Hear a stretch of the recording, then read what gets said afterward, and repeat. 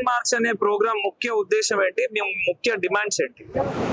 అయితే వాస్తవంగా ఇప్పటి వరకు రాష్ట్రం వచ్చిన తర్వాత మిలీనియం మార్చి జ్ఞాపకాలు జరిగిన సందర్భాలు వేరు, ఇవాళ ఇక్కడ జరిగినటువంటి సందర్భం వేరు. ఎందుకంటే నాడు తెలంగాణ ఉద్యమంలో చివరి దశలో ఉన్నప్పుడు అన్ని కుల సంఘాలు, అన్ని రాజకీయ పార్టీలు, రేకుల డబ్బాల సంఘాల నుంచి వెళ్ళి అన్ని రాజకీయ పార్టీలు ఐక్యతగా ఒకటి తెలంగాణ రాష్ట్రం వైపు ప్రయాణం చేసినాయి, తెలంగాణ సాధించుకున్నాయి.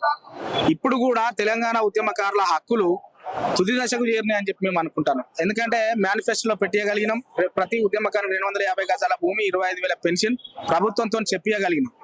అదే విధంగా ఎక్కడ కూడా నాన్ చుట్టు ధోరణి ఉండకుండా మరి ఏదైతే కమిటీ వేస్తానన్నారు అంటే ఒక నెల ముందే వేస్తానన్నారు, నెల లేట్ అయిపోయింది.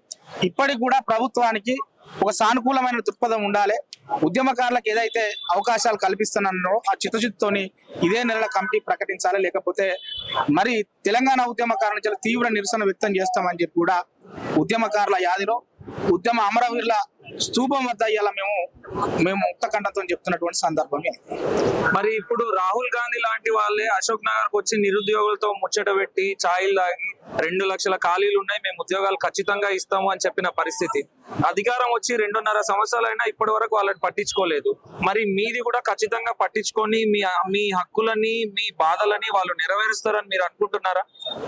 100కు 100% నాటి విద్యార్థి దశలో ఉన్నటువంటి యువకులు ఇవాళ 40-50 సంవత్సరాలు దాటినటువంటి సందర్భం మనకు కనబడుతుంది.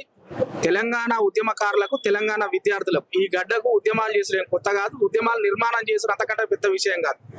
100కు 100% ఈ ప్రభుత్వం కూడా నిరుద్యోగుల పట్ల ఉదాసీనత, ఏదైతే నోటిఫికేషన్ క్యాలెండర్, జాబ్ క్యాలెండర్ ప్రకటించకపోతే భారీ ఎత్తున అసెంబ్లీ ముట్టడిలు ఉంటాయి, ధర్నా చౌక్ల ధర్నాలు ఉంటాయి, అనేక కార్యక్రమాల రూపంలో మేము జరుగుతాం. ఇప్పటికి 2.5 సంవత్సరాలు 3 సంవత్సరాలు కావాల్సినటువంటి సందర్భంలో కొంత అవకాశం ప్రభుత్వానికి ఇద్దామన్నటువంటి సందర్భంలో ఉద్యమకారులు, నిరుద్యోగులు ఉన్నారు. ఇంకో 5-6 నెలలు అయితే ఈ సమస్యలు ఇట్లనే ఉండే ఉంటే ఈ ప్రభుత్వం మీద కూడా యుద్ధం ప్రకటించడానికి నిరుద్యోగులు, ఉద్యమకారులు సిద్ధంగా ఉన్నారు.